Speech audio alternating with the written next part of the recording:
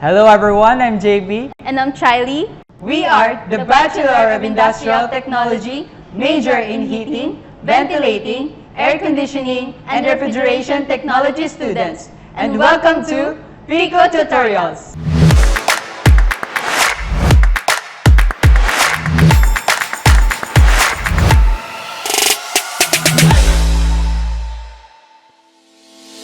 Before we start, we would like to mention that the process we are about to demonstrate can also be performed by homeowners, household members, or in private offices with basic tools and proper safety precautions.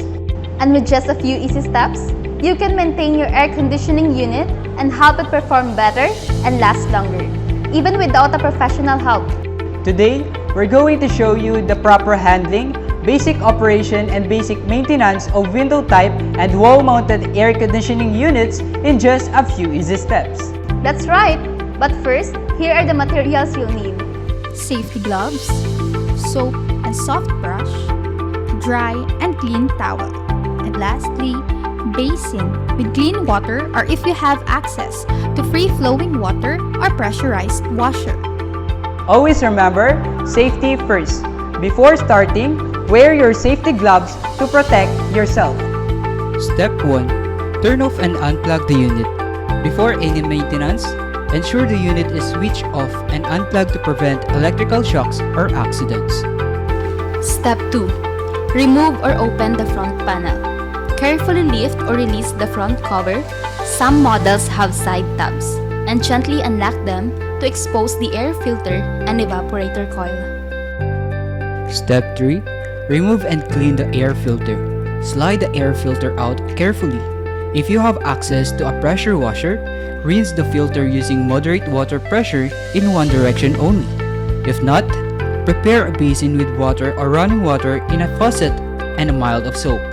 Soak the filter for a few minutes, then gently scrub using a soft brush.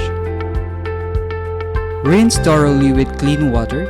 Wipe the front panel with a dry, clean towel. Step 4. Dry the air filter completely. Shake off excess water and allow the filter to air dry fully in a shaded and well-ventilated area. Take note, never reinstall a wet filter because it can cause mold growth. Step 5. Reassemble the unit. Once the filter and cover are completely dry, reinstall the air filter by sliding it back into position. Securely close the front panel.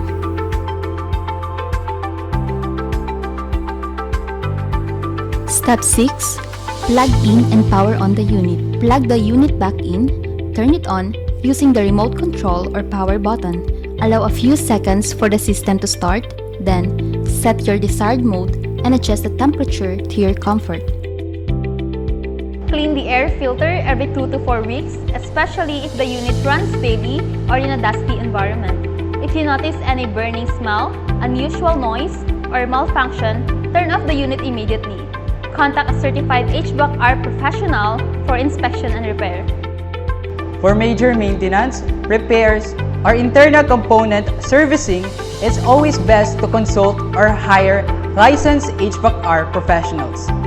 Regular maintenance is essential to keep your air conditioning units run efficiently, safely, and reliably. Proper upkeep also prevents costly repairs, reduces energy consumption, and improves indoor air quality. That's it! We hope that you learned a lot about how to properly maintain your window type and wall-mounted air conditioning units.